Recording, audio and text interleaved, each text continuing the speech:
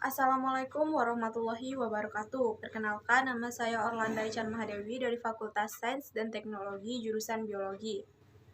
Di sini saya akan menjelaskan kembali materi mengenai karakter building dan juga integrasi sains dalam perspektif agama Islam.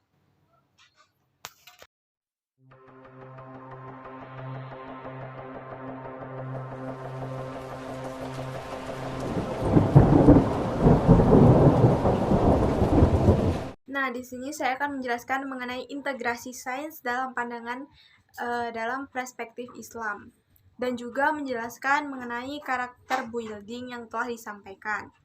Nah, saya di sini mengambil studi kasus yaitu pentingkah pembelajaran sains dalam era sekarang dan apakah hanya ilmu agama saja yang penting? Nah, dengan penjelasan sebagai berikut.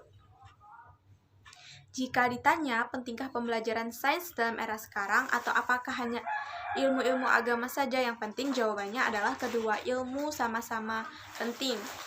Bahkan Al-Quran dan hadis yang sebagai pokok ajaran agama Islam sendiri memerintahkan umat Islam untuk menguasai ilmu agar dapat beragama dan menjalankan misi sebagai khalifah Tuhan di muka bumi dengan baik. Salah satu surah yang berkaitan dengan hal ini adalah Quran Surah Al-Mujadilah ayat 11 yang berarti sebagai berikut.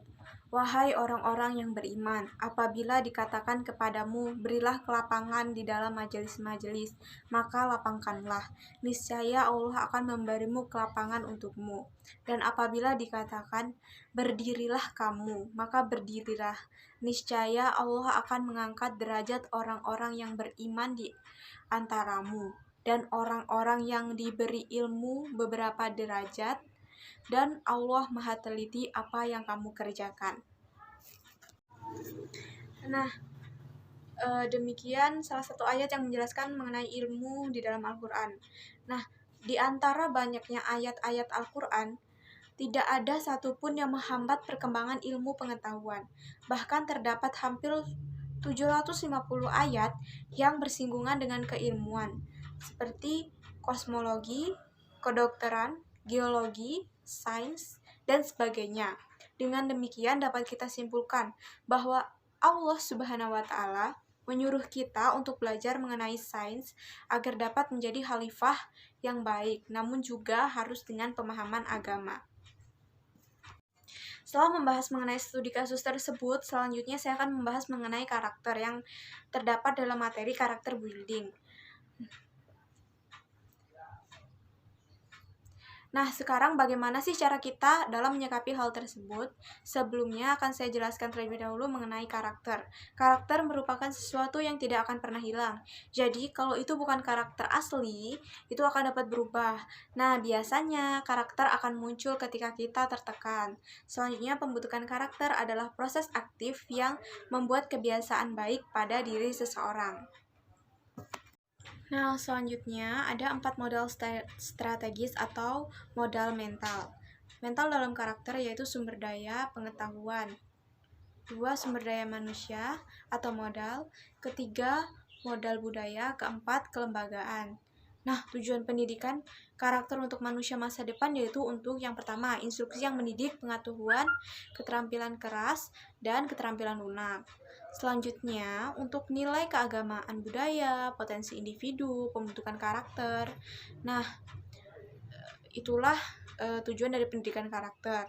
Selanjutnya, karakter ini, pembentukan karakter maksud saya, ini bisa kita lakukan di mana saja, contohnya ada di rumah maupun di sekolah.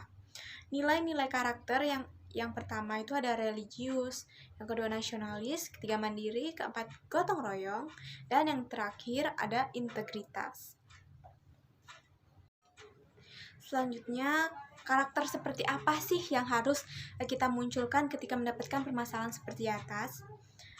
Yang pertama, karakter yang harus kita munculkan yaitu kesadaran diri. Kita harus sadar bahwa kita hidup di era saat ini harus menguasai ilmu agama dan juga ilmu sains ataupun ilmu-ilmu yang lain. Selanjutnya yang kedua ada kerja keras. Kita harus bekerja keras dapat memahami ilmu tersebut. Jadi kita harus berusaha supaya bagaimana caranya kita bisa paham dan tidak bermalas-malasan.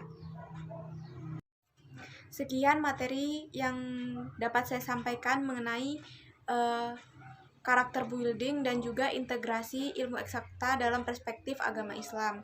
Jika ada yang salah, saya mohon maaf. Saya akhiri. Wassalamualaikum warahmatullahi wabarakatuh.